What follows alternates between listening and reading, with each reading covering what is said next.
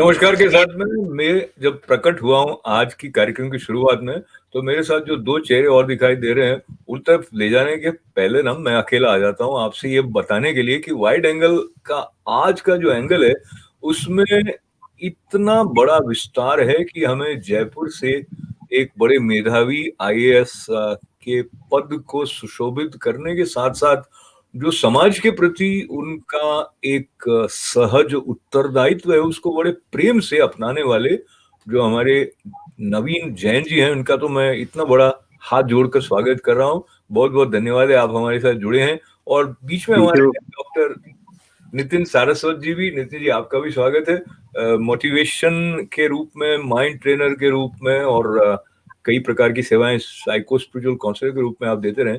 पर आज मुझे लग रहा है कि हमारे साथ जो एक शनिवार मोटिवेशन वाला क्रम शुरू हुआ है, उसका मोटिवेशन न्यूयॉर्क में जब नवीन जी के साथ पहुंच रहा है, तो शनिवार का आपके जीवन में कुछ बड़ा ही विशेष संबंध रहा है। नवीन जी, मैं वहां से शुरू करना चाहता हूँ और आपने एक सैटरडे फॉर सोसाइटी का एक प्रकल्प आपके मन में आया, तो अम, मुझे लगता है कि आपके साथ बातें करने की इतनी सारी है, पर मैं ये सोच रहा हूँ कि एक आईएएस ऑफिसर की जो रिस्पॉन्सिबिलिटी होती है, उसका अपना एक रुतबा भी होता है, उत्तरदायित्व भी बहुत सारे होते हैं। फिर उसके बीच में आपने ये सैटरडे फॉर सोसाइटी का विचार कैसे किया? क्या इसका मूल है? जी। सभी देखने वालों को मेरी तरफ से नमस्कार।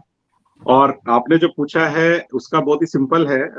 शनिवार का विशेष महत्व यही है कि एज एन आईएएस ऑफिसर जब आप सरकार में काम करते हैं तो मैं मानता हूं कि वैसे तो आप सातों दिन 24 घंटे सरकार के लिए काम करते हैं, कभी भी आपकी ड्यूटी खत्म नहीं होती, लेकिन फिर भी एक ऑफिशियल वर्किंग आवर्स या डेज हमारे हैं मंडे टू फ्राइडे। सैटरडे और संडे राजस्थान में वीकली जो वीकेंड है वो हॉलीडे है। तो ऐसे में अगर आप अपनी गवर्नमेंट जॉब के अलावा कोई और चीज करना चाहते हैं, मान लीजिए कोई क्रिएटिविटी करना चाहते हैं, कोई आप अपनी हॉबी के हिसाब से कुछ करना चाहते हैं, बहुत तरह के काम हो सकते हैं, लेकिन अगर आप उससे ऊपर उठते हैं और आप कहते हैं कि मुझे सोसाइटी के लिए कुछ करना है, मुझे सोसाइटी को पे बैक करना है, तो मेरे ख्याल से सैटरडे का दिन आप इसलिए चूज कर सकते हैं कि आपकी ऑफिशियल ड्यूटीज आप कर चुके हैं 5 डेज बहुत अच्छे से। और अगर बाई चांस सैटरडे के दिन किसी भी तरह की कोई आपकी दूसरे असाइनमेंट नहीं है, बाई चांस गवर्नमेंट ने उस दिन कोई वीडियो कॉन्फ्रेंसिंग या कोई मीटिंग नहीं रखी है, तो आप फ्री हैं कि आप सोसाइटी के लिए वो टाइम डेवोट कर सकते हैं। दूसरा ये होता है कि बहुत सारे लोग ऐसे होते हैं जो कॉर्पोरेट में या गवर्नमेंट में ही मेरे साथ काम कर रहे हैं, वो लोग भी सैटरडे के दिन टाइम स्पेयर करने की सिचुएशन में आ जाते हैं कि हम आज टाइम स्पेयर कर सकेंगे।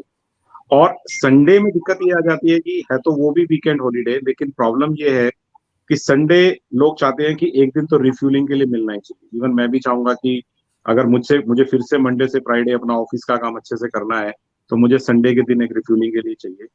फिर अगर आप कोई भी सोशल वर्क करना चाहते हैं तो आपको जहां पे करना है वो चीज भी अवेलेबल होनी चाहिए, वहां पे भी लोग अवेलेबल होना चाहिए, वहां पे काम करने वाले लोगों को भी संडे ब्रेक चाहिए। अगर आप सोचते हैं कि मैं आज उस ऑर्फेनेज में चला जाऊं, या मैं आज उस स्कूल या कॉलेज में चला जाऊं, या मैं आज उस सोसाइटी में चला जाऊं, तो वहां पर वो भी चाहेंगे कि संडे के दिन वो भी अपने आप को रिफ्यूल कर सके। तो मुझे लगता है कि सैटरडे मेरे लिए एक बहुत ही अच्छा दिन है कि जब मैं खुद भी ऑफिशियली कह सकता हूँ कि ये मेरा दिन है, मैं इसको दे सकता हूँ। क्योंकि Monday to Friday somebody can question की नहीं यार ये तो वर्किंग डे वाले दिन थे, इसमें क्यों कर रहे थे। तो कहीं ना कहीं मैं आंसरेबल एथिकली रहता हूँ कि हाँ यार मैं अपने सैटरडे का इस्तेमाल कर रहा हूँ। और दूसरा, लोग भी अवेलेबल रहेंगे, मेरे को अगर ज्यादा लोगों को मेरे साथ जोड़ना है तो वो भी अवेलेबल है मेरे साथ। तो सैटरडे इसलिए शुरू हुआ था। तो और नवी, आपकी मैं इस बात के लिए तालियां इसलिए बजाना चाह रहा हूँ कि शनिवार का जो महत्व है, उसको जो आपसे सुन के हम भी इस कार्यक्रम को शनिवार को ही दिखाने वाले हैं। और एक एक तो बाहरी कलेवर होता है कि भाई ये दिन इतना इम्पोर्टेंट है, पर इसके साथ साथ जो भावना है उसके महत्व को नितिन जी से मैं थोड़ा समझना चाहता हूँ। नवीन जी की सराहना इस बात के लिए करते हुए कि उन्होंने अपने मुख्य निर्धारित कार्य से अलग हटकर समाज के लिए कुछ करने का सोचा। ये वाला जो भाव है नितिन जी, इसके बारे में आप कुछ बताइए। क्योंकि हमें से बहुत सारे लोग ना एक बार चालू हो जाते हैं अपना काम करने, फिर बाहर देख नहीं पाते। So talk to us about the significance of thinking beyond your immediate declared commitment and do something selflessly? Absolutely sir. पहली बात तो नवीन जी जैसे लोग जो होते हैं वो अपने आप में एक उदाहरण है जिसका अनुसरण हो सकता है, क्योंकि ज्यादातर लोग क्या करते हैं कि जब वो सफलता पा लेते हैं और एक सक्सेस के लेवल पे आ जाते हैं तो वो अपने कंफर्ट जोन में एंटर कर जाते हैं और उसी कंफर्ट जोन को रैलिश करने लगते हैं। पर यहाँ पर हमको एक बात समझनी पड़ेगी कि क्या सक्सेस का मतलब ग्रोथ का खत्म हो जाना होना चाहिए, और ग्रोथ कौन कौन सी, जो एक सबसे बड़ा आयाम है जो हम में से अधिकतर लोग कभी छूते ही नहीं, वो है मेरी आध्यात्मिक उन्नति। और जब मैं आध्यात्मिक उन्नति की बात करता हूं तो गीता भी सबसे पहला शब्द जो बोलती है वो निष्काम कर्म बोलती है। आप किसी भी धर्म में चले जाएं, क्यों इतना धर्म कर्म पर क्यों इतना जोर दिया गया है? एक्चुअली जिस क्षण आप अपने से बियॉन्ड सोचने की ताकत पैदा करते हैं, आप अपनी क्रिएटिविटी, अपनी एबिलिटी के नए आयाम छूने लगते हैं, नए होराइजन्स आपके सामने आने लगते हैं। तो एक तरफ से देखा जाए तो नवीन जी केवल ऐसा ही नहीं कर रहे कि वो सोसाइटी के लिए बहुत कुछ कर रहे हैं, वो तो कर ही रहे हैं, पर साथ साथ अनजाने में ही इनके माध्यम से, क्योंकि जो बात इन्होंने आपसे भी साझा की उसमें एक और छुपी हुई बात है। जब इन्होंने सैटरडे फॉर सोसाइटी के लिए प्रोग्राम्स चलाए तो उसमें ये अकेले नहीं जुड़े, उसमें इन्होंने कारवां बना लिए पूरे के पूरे। तो अनजाने में ही इनके हाथों एक और पुण्य कर्म हो गया कि वो सभी लोग जो इनके कार्यक्रमों से जुड़े उनकी आध्यात्मिक उन्नति हुई, उनकी क्रिएटिविटी अनलॉक हुई और उनको खुद मालूम चला कि उनमें कितना, आपकी पंक्तियां उधार ले रहा हूं, उनमें कितना आकाश शेष है। क्या बात।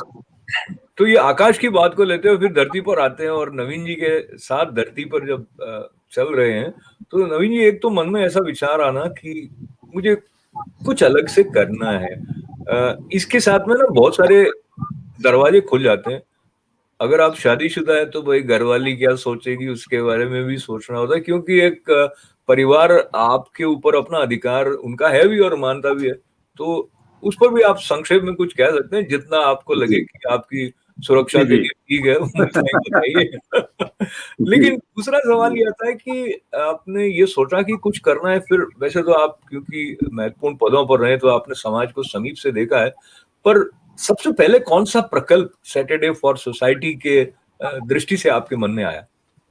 जी, ऐसा हुआ था व्यास जी कि मैं मेडिकल एंड हेल्थ में काम कर रहा था, mission director national health mission Rajasthan था मैं।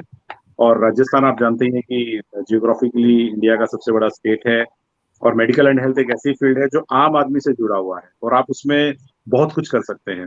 अब आप देखिए कि मैं कॉमर्स एंड मैनेजमेंट का स्टूडेंट हूँ, तो मेरा मेडिकल एंड हेल्थ से वैसे कोई वास्ता इस जन्म में पढ़ना नहीं चाहिए था, लेकिन एक इंडियन एडमिनिस्ट्रेटिव सर्विस ऑफिसर होने के नाते मुझे सरकार एक मैनेजमेंट और एडमिनिस्ट्रेटिव पोस्ट के नाते अगर कहती है कि आपको ये मिशन चलाना है, तो उस मिशन के अंतर्गत जितने भी कार्यक्रम चलाए जाते हैं, चाहे वो मैटरनल हेल्थ को लेके हो, चाहे वो छोटे बच्चों को लेके हो, चाहे वो कुपोषण के इलाज को लेके हो, और फिर वो चाहे भ्रूण हत्या को रोकने को लेकर। तो राजस्थान में और भारत में आप जानते ही हैं कि भ्रूण हत्या एक ऐसा कलंक है जो हम कई दशकों से ढो रहे हैं। लगभग 30 साल से तो हिंदुस्तान में बहुत सारी बेटियों को जो है गर्भ में ही मार दिया गया विभिन्न कारणों से। तो सबसे पहले मेरे दिमाग में यही आया कि बाकी सारी चीजें तो कहीं ना कहीं टेक्निकल हैं, मेडिकल से रिलेटेड है, लेकिन एक कन्या भ्रूण हत्या मेडिकल में होने के बावजूद समाज से जुड़ा हुआ सब्जेक्ट है, और उस पर 1993 और 4 में हिंदुस्तान में एक्ट भी बना दिया और रूल्स भी बना दिए। लेकिन आप देखिए कि केवल एक्ट बनाने से आप सोसाइटी की माइंडसेट को चेंज नहीं कर सकते। आपको सोसाइटी का माइंडसेट, सोसाइटी के माइंडसेट को समझ के उनके पास जाके एक्चुअल में आपको वो काम करना पड़ता है।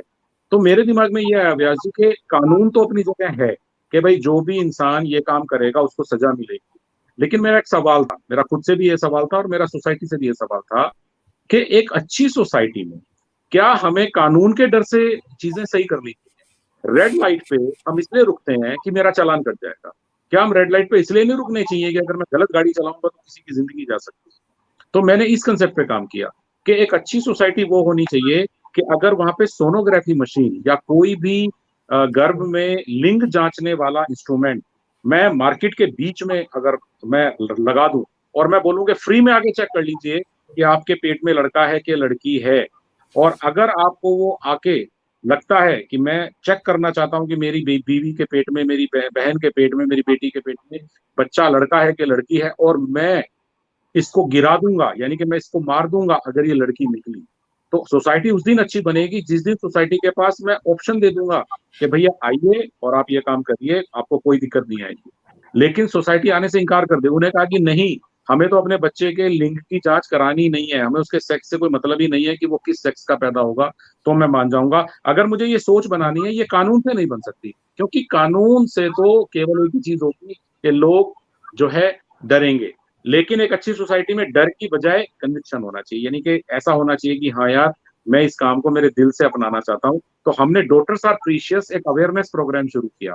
अब अवेयरनेस प्रोग्राम तो बहुत सारे होते हैं, बहुत सारे अवेयरनेस प्रोग्राम होते हैं। अब आप उस अवेयरनेस प्रोग्राम के बारे में देखेंगे तो हम लोग चलाते रहते हैं, सरकार में भी हम बहुत सारे अवेयरनेस प्रोग्राम चलाते हैं।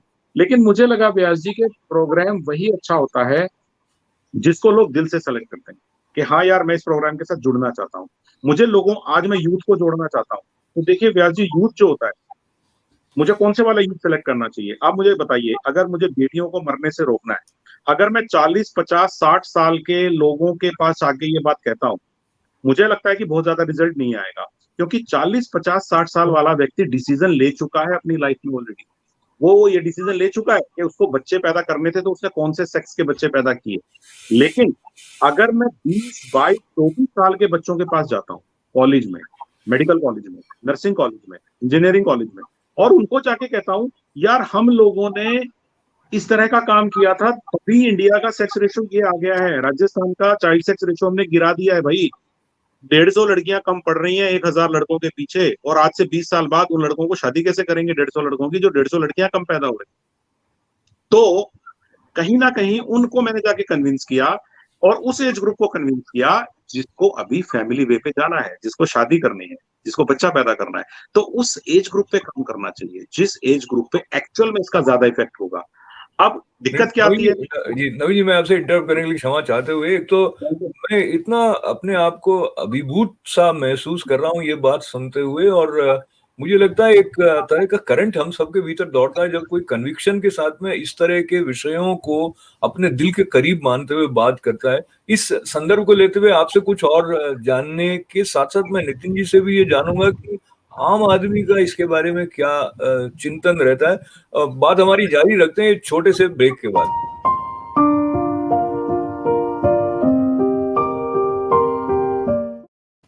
तो हमारे साथ जुड़े हुए हैं डॉक्टर नितिन सारस्वत जी और नवीन जैन साहब।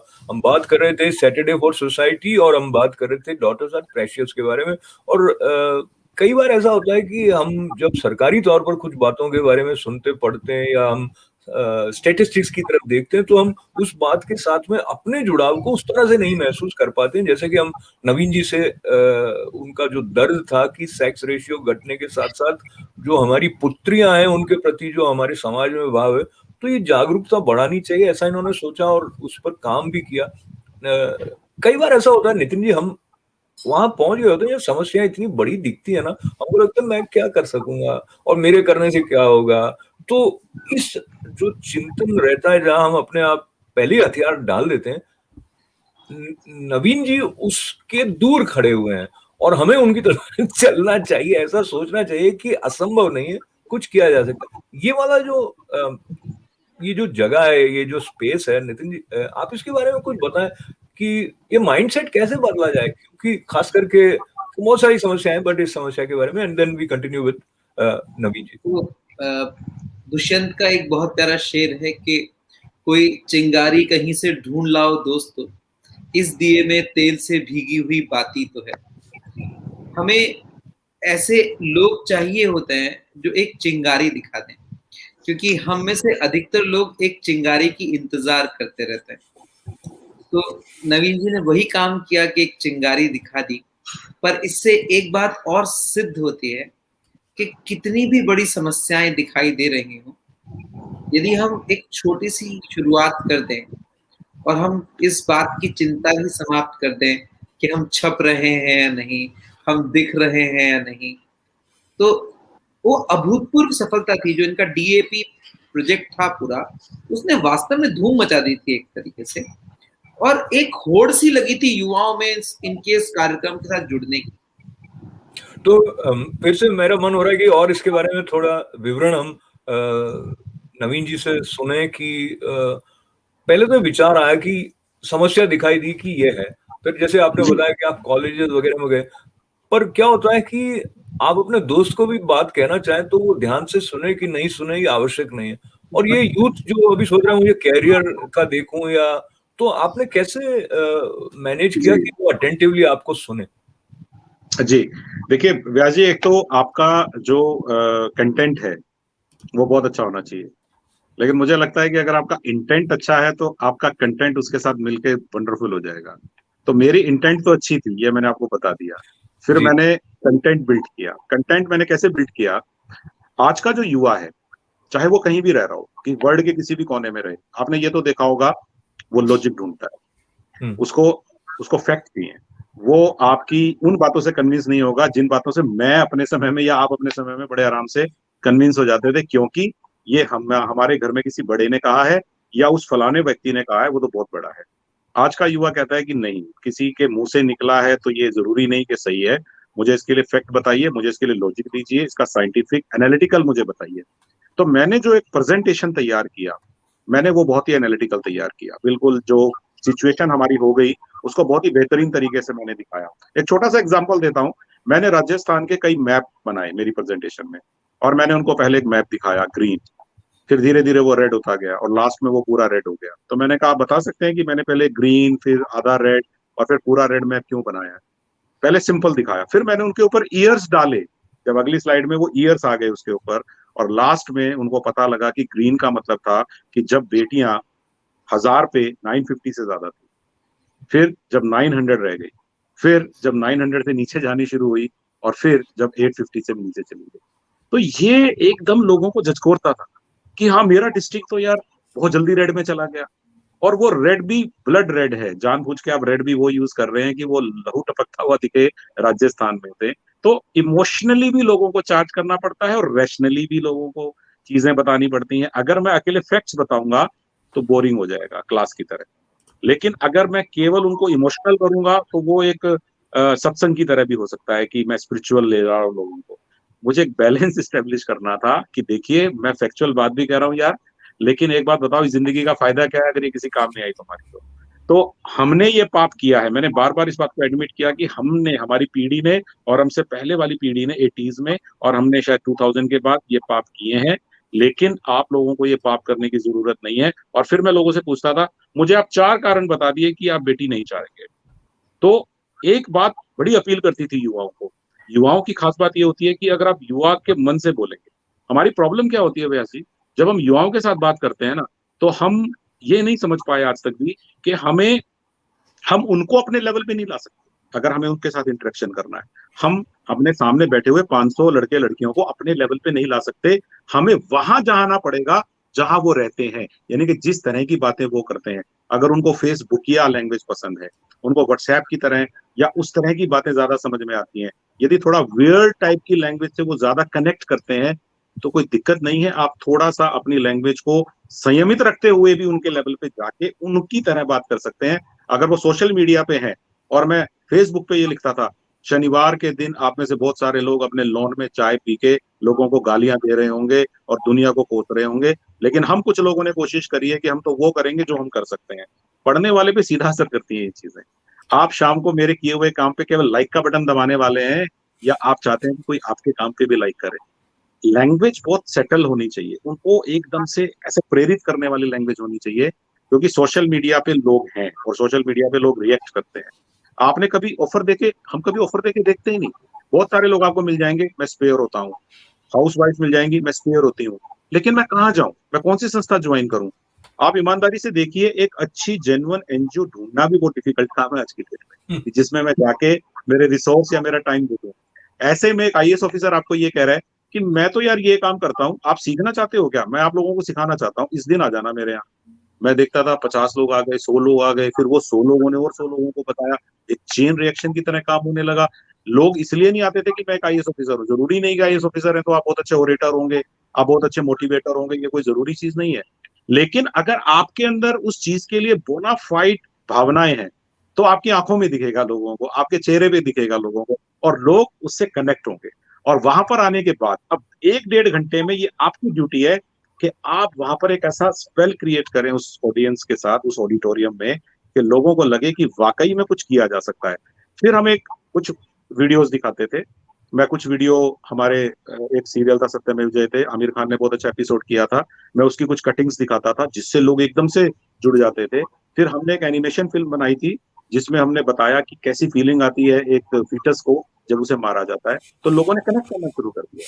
तो मेरा मानना है कि लैंग्वेज और बॉडी लैंग्वेज और कनेक्ट करने का तरीका, इंटरेक्शन करने का तरीका युवाओं के हिसाब से हमें सेलेक्ट करना होगा। लॉजिक होने चाहिए, तथ्य होने चाहिए, और कहीं ना कहीं उनको इमोशनली कनेक्ट करने की भी जरूरत है, तो चीजें हो सकती हैं। तो चीजें हो सकती हैं उसके पीछे, जैसे आपने एक पहले सूत्र बताया था कि इंटेंट लीड्स कंटेंट, तो सही बात है। अगर इंटेंशन सही है तो और लोग उस सत्य की जो एक प्रवाहित होती हुई धारा है उसके प्रति स्वतः आकर्षित हो ही जाते हैं। पर समय ये कहता है हर बार कि हमें बैलेंस रखना चाहिए, जैसे कि आपने कहा कि इमोशंस और स्टैटिस्टिक्स के बीच में एंटरटेनमेंट, इस अर्थ में कि वो बंदा ये नहीं समझे कि ये बहुत हाई फाई बात कर रहा है, मैं भी इससे जुड़ा हुआ हूँ। जी तो जुड़ाव की बात को लेते हुए मैं हमारे बातचीत के समापन की तरफ बढ़ने से पहले एक तो मैं नितिन जी से जानना चाहूंगा कि हम कभी कभी ऐसा भी सुनते हैं कि यार fake it to make it, मतलब कई बार अंदर से लग ही नहीं रहा होता है, वो किसी के साथ होने से लग जाता है। इसीलिए कहते हैं संग महत्वपूर्ण होता है। जैसे नवीन जी को अगर मैंने सुना है, हमारे साथ जो लोग सुन रहे हैं वो भी इस समस्या के साथ कहना चाहिए या दर्द के साथ में उस तरह से रेजोनेट कर लेते हैं जैसे कि वो जहां से बोल रहे हैं। ये बहुत बड़ी बात है और मुझे लगता है ये हमारा सौभाग्य है कि हमारे बीच में इस तरह के मनुष्य हैं जो किसी भी पद पर हों, लेकिन मनुष्य होना, उनका जो मनुष्यत्व का जो गौरव है वो उनके साथ हमें महसूस होता है।